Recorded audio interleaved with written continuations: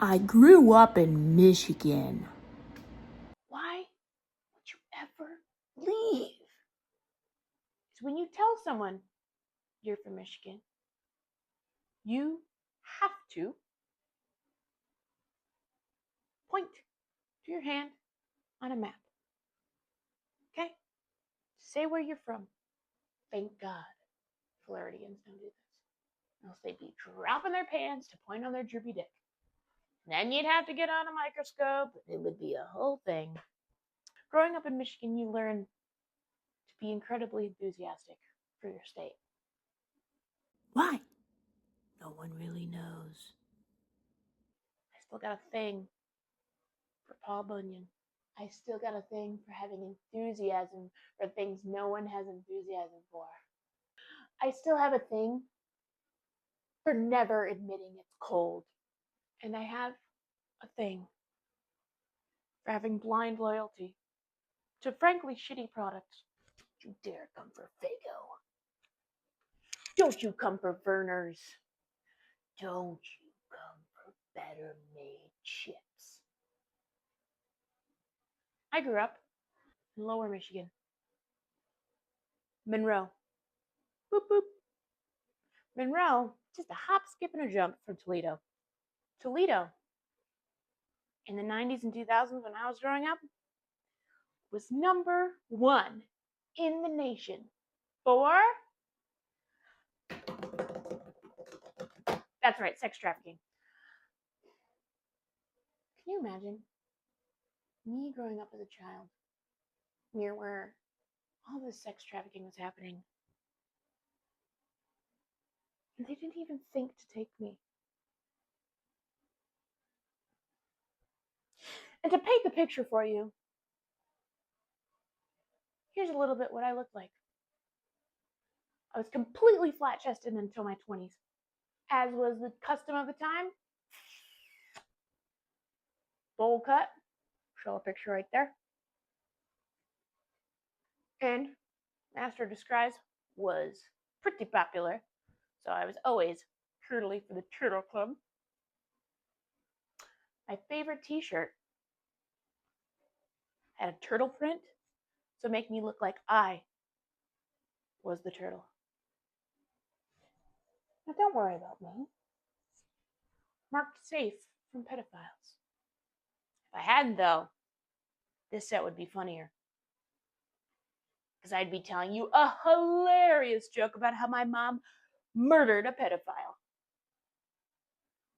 If you don't know where Monroe, Michigan is on a map, if you've ever flown into Detroit, you may have seen a little shithole town surrounded by landfills. So when I call them white trash, it's just factual.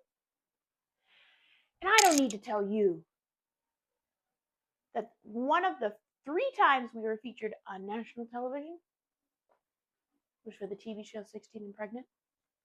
You could have just assumed. When you grow up in a small town, there's places that people congregate. One of those places is church. Duh.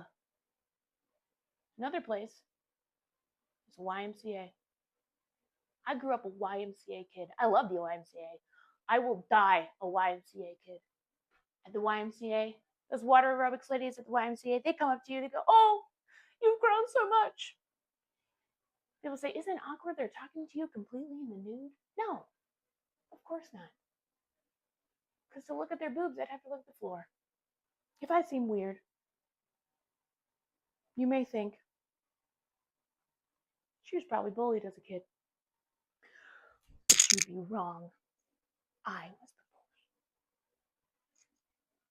I also was homeschooled. But someone had to put my older brother in his place. And every time I'd get in trouble for beating him up, what would he say? He'd say, "Mom, please don't punish her. She won't do it again." And I'd say, "See, Mom? This is the kind of pussy behavior I'm trying to beat out of this guy. You're welcome." Sometimes people would ask me, "Why did your parents homeschool you?" You know how they say it takes a village? My mom said, I am the village. My mother will do anything for her family, except relax. People have a lot of myths they hold about homeschooling. I'm sure as a homeschooler, you didn't have any friends growing up. Joke's on you. My mom and I hung out all the time. You must have gone to church like every day. No. Tuesdays, they hold AA there. Did you like do weird stuff like make up your own secret language with your siblings? No. It's a secret language just for me. And actually, I did have a best friend. Her name was Jane. She was from Taiwan. She's just really sweet, just a doll. So there.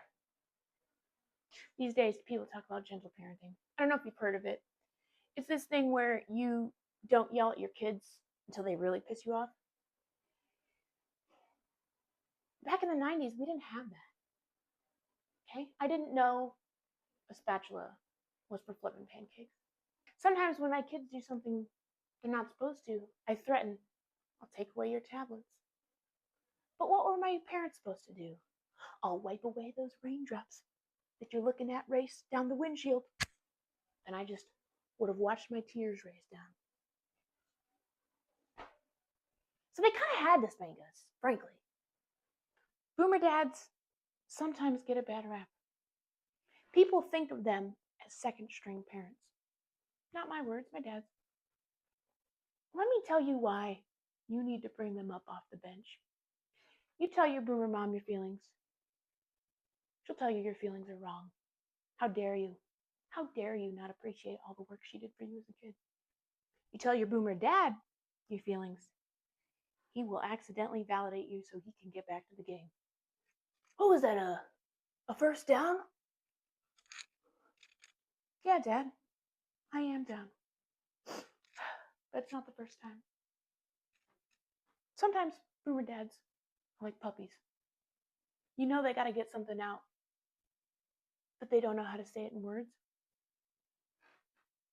One time my dad asked me if I wanted to go to the hardware store with him. And I could sense in that moment it was an attempt to bond.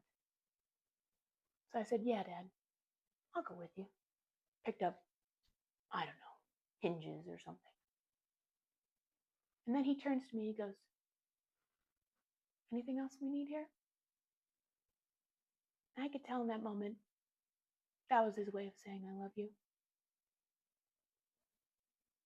But in return, I said, Dad, I'm 8 years old. I don't know anything about home ownership. Another time, my dad said to me, you're like the son I never had.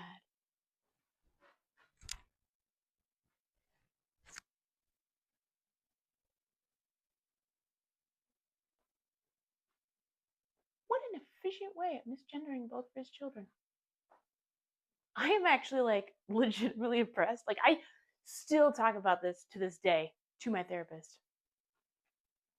Oh man, what a bird. My fashion inspiration is my dad. These clothes came from a grocery store.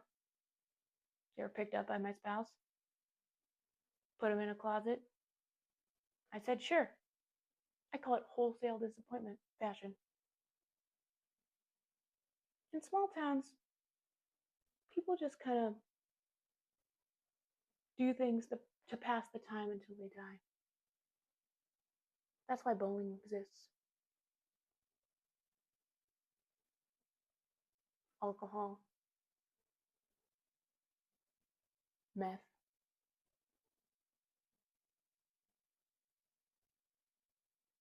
children.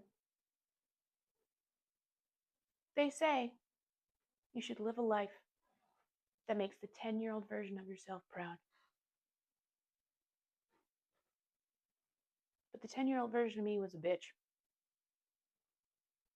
So I live in spite of her.